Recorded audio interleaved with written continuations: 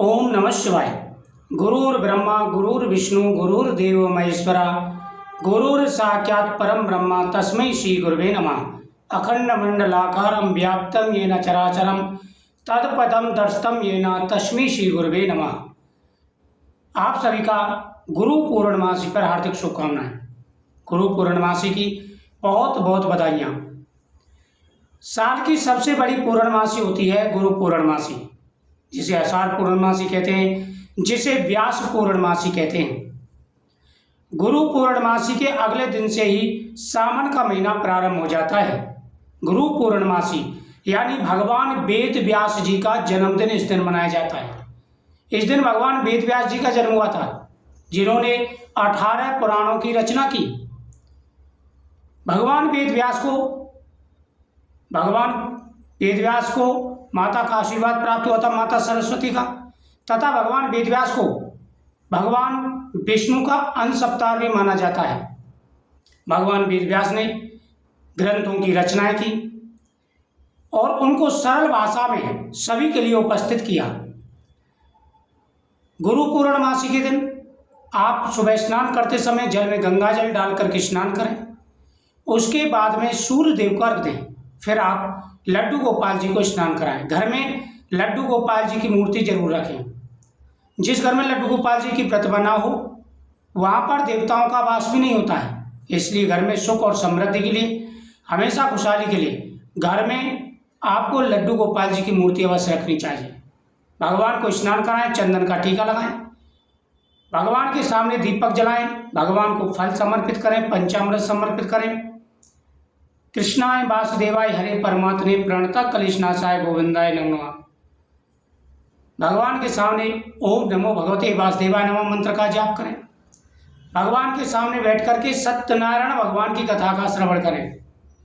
सत्यनारायण भगवान की कथा का श्रवण करने से घर में हमेशा खुशियां और सुख समृद्धि आती है। महर्षि वेद व्यास को बचपन से ही भगवान की तरफ विशेष लगाव था।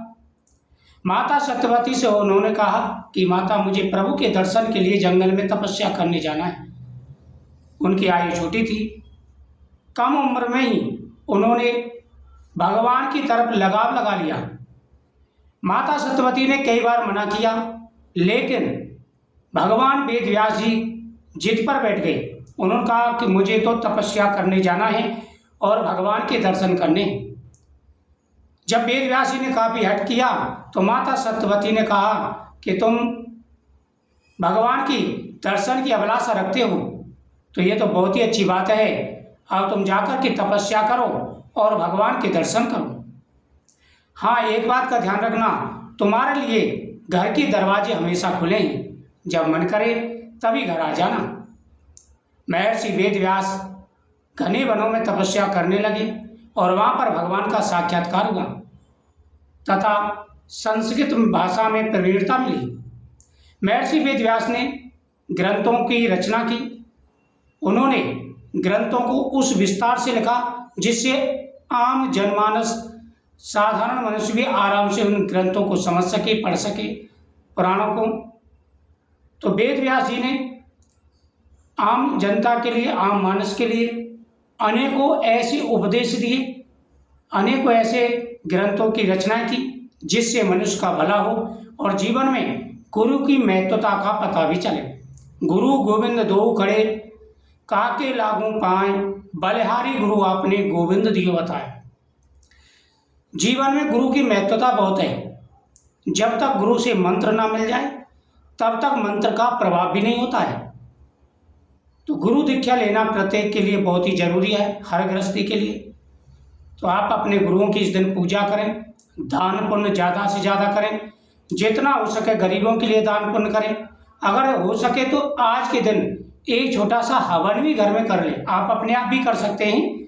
गायत्री मंत्र का जाप करते हुए, ओम नमो भगवते वासुदेवाय नमः मंत्र का जाप करते हुए आप घर में हवन करें, गुरुओं का आशीर्वाद प्राप्त करें, उनको भेंट स्वरूप आप कुछ दे करके आएँ और साथ ही गौ माता का पूजन करें, सत्यनारायण भगवान की पूजा करें। आपकी प्रत्येक मनोकामना पूरी होगी।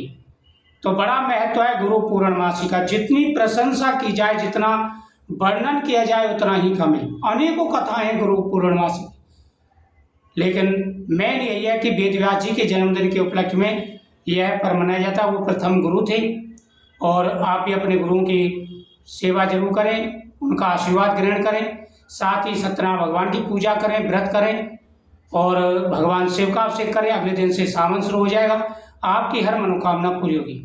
ओम गुरुवे नमः।